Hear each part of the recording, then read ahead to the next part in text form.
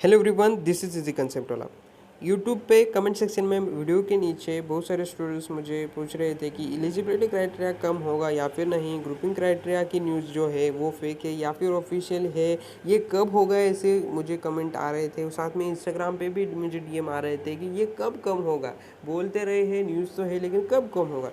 तो इसका official answer, perfect answer आ चुका है। महाराष्ट्र गवर्नमेंट का जो higher and technical education department है, उन्होंने ये जो न्यू रूल है उसके लिए एक ऑफिशियल जो जीआर कह सकते हैं या फिर राजपत्र कह सकते हैं, वो निकाल कर ऑफिशियली बता दिया है कि जो एमएसटी के लिए ग्रुपिंग क्राइटेरियाज है, एलिजिबिलिटी क्राइटेरियाज है कोर्सेज के लिए, वो कम हो चुके हैं। मतलब कि पिछले वीडियोस में मैंने जैसे बताया था कि वो 50% से 45% होने वाला है जनरल कैटेगरी के लिए, और 45% से 40% होने वाला है रिजर्वेशन कैटेगरीज के लिए। वो ऑफिशियली हो चुका है। मतलब कि जो स्टूडेंट्स यहाँ पे उनका लॉस हो रहा था, जो कुछ उनके 4-5 मार्क्स से उनका ग्रुप क्लियर नहीं हो रहा था, तो उन स्टूडेंट्स को ये बहुत ही बड़ा फ़ायदा होने वाला है। तो आप सभी को बहुत बड़ा कॉन्ग्रेचुलेशन, और आपका टेंशन यहाँ पे ख़त्म हो गया है। तो इस वीडियो में मैंने ये सब बातें डिस्कस की है, और उसके साथ में जो कुछ इंपॉर्टेंट बातें हैं वो सब मैंने इस वीडियो में डिस्कस की है। आपको ये तो बात आप समझ में आ गई है कि ग्रुपिंग क्राइटेरिया कम हो गया है, लेकिन साथ में उसके रिलेटेड बहुत सारी जानकारी है, ग्रुपिंग क्राइटेरिया सब्जेक्ट्स के बारे में जानकारी है, वो सभी बातें भी आपको मालूम होनी चाहिए। तो ये वीडियो लास्ट तक पूरा आपको देखना है, आप देखोगे ज़रूर।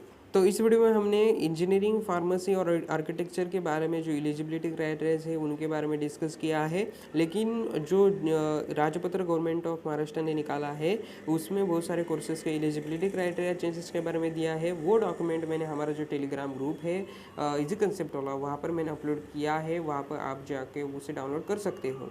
तो हमारा जो टेलीग्राम ग्रुप है वहाँ पर आपको इन्फॉर्मेटिव कंटेंट मिलता है, साथ में एमएसटी से रिलेटेड जो इन्फॉर्मेटिव अपडेट्स है, साथ में जो कॉलेजेस के रिव्यूज़ है, या फिर जो कुछ भी मैं कंटेंट या आगे से लाने वाला हूँ वो आपको मिल सकता है। तो उसे भी ज़रूर ज्वाइन करना है, और आपको ये डॉक्यूमेंट भी वहाँ पे मिल सकता है। तो हम आगे डिस्कस करने वाले हैं, तो वीडियो लास्ट तक पूरा देखिए। तो सबसे पहले हम यहाँ पे बात करते हैं इंजीनियरिंग के बारे में, बी या फिर हम जैसे बीटेक कहते हैं।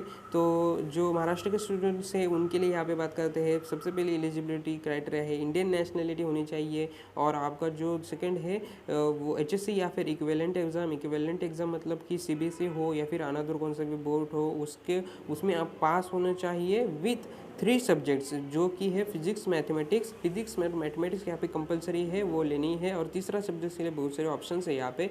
तीसरा सब्जेक्ट्स आप ले सकते हो chemistry, biotechnology, biology, technical vocational subject, computer science, information technology, informatics practices, agriculture, engineering, graphics and business studies. तो ये सब्जेक्ट आप एज अ तीसरा सब्जेक्ट ले सकते हो। मतलब कि समझ लो एक स्टूडेंट्स का फिजिक्स, मैथमेटिक्स और केमिस्ट्री मिलाकर ग्रुपिंग क्राइटेरिया क्लियर हो रहा है तो वो ले सकता है। लेकिन किसी का फिजिक्स के मैथमेटिक्स और बायोलॉजी लेकर हो रहा है तो वो वैसा भी कर सकता है। तो ये बात आपको सिंपल से ध्यान में रखनी है कि फिजिक्स और मैथमेटिक्स यहाँ पे कंपलसरी है।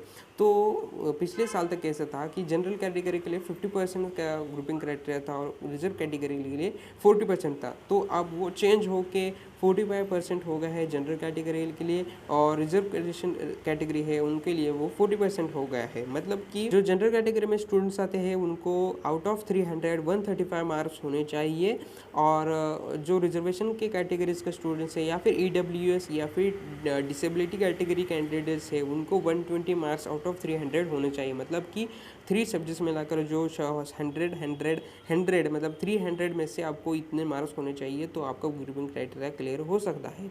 तो यहाँ पे एक बात आती है, 134 मार्क्स किसी को जनरल कैटेगरी का स्टूडेंट, तो भी उस सिचुएशन में आपको ग्रुपिंग क्राइटेरिया क्लियर हो सकता है। और साथ में ही 119 मार्क्स हो, मतलब कि जनरल रिजर्वेशन कैटेगरी में स्टूडेंट्स हो, तो 119 मार्क्स मतलब 1 मार्क कम, तो भी आपका ग्रुपिंग क्राइटेरिया क्लियर हो सकता है। तो ये बात हो गई इंजीनियरिंग मतलब बी और बीटेक के बारे में, ग्रुपिंग क्राइटेरिया के बारे में।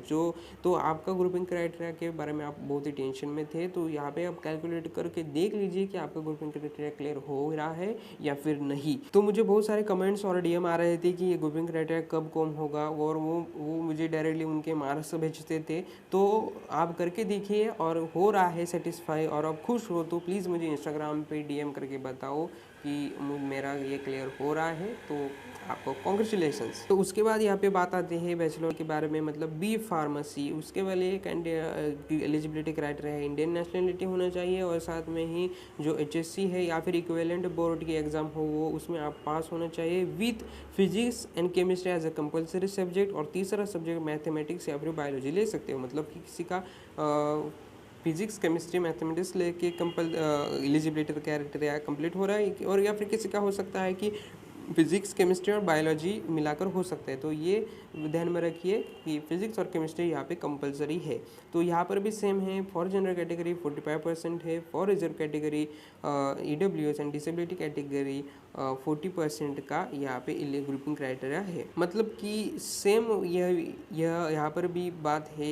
आप जनरल कैटेगरी से हो तो आपको 135 मार्क्स 3 सब्जेक्ट में लगे होने चाहिए, और रिजर्व कैटेगरी EWS या फिर डिसेबिलिटी कैटेगरी कैंडिडेट हो तो आपको 120 मार्क्स होने चाहिए। तो यहाँ पे आपका 134 मार्क्स पे भी ग्रुपिंग क्राइटेरिया क्लियर हो सकता है, और साथ में 119 मार्क्स हो तब भी आपका ग्रुपिंग क्राइटेरिया क्लियर हो सकता है।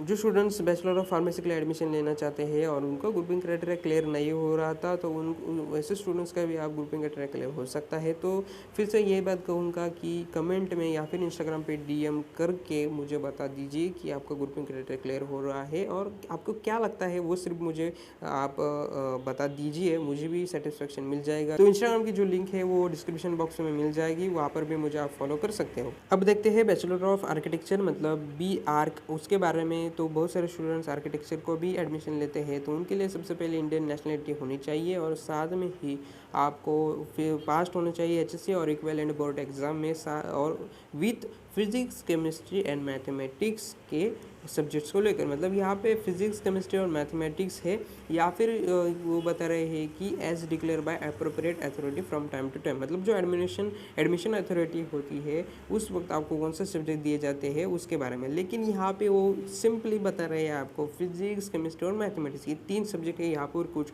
और वगैरह नहीं है, क्योंकि आर्किटेक्चर में आप बायोलॉजी तो नहीं ले सकते। या सो आर्किटेक्चर का जो स्टूडेंट्स एडमिशन लेना चाह रहे हैं उनको फिजिक्स केमिस्ट्री और मैथमेटिक्स में आप सिर्फ पास होना चाहिए। यही है, यहाँ पे कुछ 40% का क्राइटेरिया नहीं है, आप सिर्फ पास होना चाहिए फिजिक्स केमिस्ट्री और मैथमेटिक्स में। तो मैंने आपको इंजीनियरिंग फार्मेसी और बैचलर ऑफ आर्किटेक्चर के जो ग्रुपिंग क्राइटेरियाज है उसके बारे में बता दिया है। ये जो इम्पोर्टेंट जो एलिजिबिलिटी क्राइटेरियाज है बहुत ही इम्पोर्टेंट उनको सिर्फ मैंने यहाँ पे लिया है, लेकिन इसके अलावा बहुत सारे आपको मतलब कि डीप उस पर कुछ आपको नॉलेज लेना है तो उसका जो गवर्नमेंट ऑफ महाराष्ट्र का जो डॉक्यूमेंट है एलिजिबिलिटी क्राइटेरिया के रिलेटेड वो आपको हमारे टेलीग्राम ग्रुप पर मिल जाएगा, वहाँ से आप डाउनलोड करके वो भी आप जो अदर जो कुछ क्राइटेरिया से जो कुछ रूल्स है वो भी पढ़ सकते हो, क्योंकि कोई ऐसा स्टूडेंट हो सकता है कि जिसका बहुत ही क्रिटिकल है और उसको जो रूल्स है वो पढ़कर उसे कुछ तो नॉलेज मिलकर उसका ग्रुपिंग क्राइटेरिया भी क्लियर हो सकते हैं। तो ऐसा कुछ है तो आप टेलीग्राम ग्रुप से वो डाउनलोड भी कर सकते हो, link in the description box में है। तो मैंने आपको इस वीडियो में इंजीनियरिंग फार्मेसी और बैचलर ऑफ आर्किटेक्चर के जो एलिजिबिलिटी क्राइटेरियाज है उसमें एडमिशन लेने के लिए उनके बारे में बताया, लेकिन जो गवर्नमेंट का डॉक्यूमेंट है उसमें उन्होंने बैचलर ऑफ प्लानिंग उसे साथ में bachelor of in hotel management and catering technology BHMCT, bachelor of law of 5 years, bachelor of fine arts and bachelor of design, ये जो कोर्सेस है उनके लिए भी एलिजिबिलिटी क्राइटेरियाज दिए हुए हैं। जो कोई स्टूडेंट्स इसमें एडमिशन लेना चाहते हैं या फिर ये कोर्स की उन्होंने एग्ज़ाम दी है तो उसका एलिजिबिलिटी क्राइटेरिया देखने के लिए आपको वो डॉक्यूमेंट डाउनलोड करके आप वहाँ पे देख सकते हो कि क्या चेंजेस हुए हैं, तो उसके लिए आप टेलीग्राम ग्रुप पर वो देख सकते हो। तो ठीक है दोस्तों, आपका एक बहुत बड़ा टेंशन यहाँ पे ख़त्म हो रहा है कि जो स्टूडेंट्स यहाँ पे ग्रुपिंग क्राइटेरिया पा रहे थे उनका अब होने वाला है, तो टेंशन से दूर हो जाए, क्योंकि बहुत ऐसे कमेंट मुझे आ रहे थे, DM आ रहे थे कि मैं बहुत टेंशन में हूँ, मुझे कुछ समझ में नहीं आ रहा है ऐसे। तो आप अब टेंशन मुक्त हो जाइए। आगे क्या करना है इसके बारे में सोचिए। आपके जो डॉक्यूमेंट्स वगैरह नहीं निकाले होंगे आपने तो उसके पीछे लग जाइए। डॉक्यूमेंट्स बहुत इंपॉर्टेंट चीज़ होती है एडमिशन प्रोसेस में। तो और मैंने इस पर बहुत सारे वीडियो बनाए हैं कि डॉक्यूमेंट्स कैसे निकाले जाते हैं, कास्ट वैलिडिटी का सर्टिफिकेट और कौन से डॉक्यूमेंट लगने वाले हैं, तो उसकी जो प्लेलिस्ट है डॉक्यूमेंट्स के बारे में वो भी मैं डिस्क्रिप्शन बॉक्स में दे रहा हूँ। तो ठीक है दोस्तों, आपकी कुछ भी डाउट आ रहा हो आपको related to eligibility group jumping criteria, तो मुझे कमेंट सेक्शन में ज़रूर बताना। मैं आपका ट्राई करूँगा कि आपका जो डाउट है वो मैं क्लियर कर सकूँ, या फिर मुझे इंस्टाग्राम पे भी डीएम कर सकते हो, वहाँ पर भी मैं आपको आंसर दे सकता हूँ। लिंक इधर डिस्क्रिप्शन बॉक्स। ओके, तो ठीक है दोस्तों, मिलते हैं अगले वीडियो में ऐसी इन्फॉर्मेटिव वीडियो के साथ में। आपके लिए start and just do it, very all the best.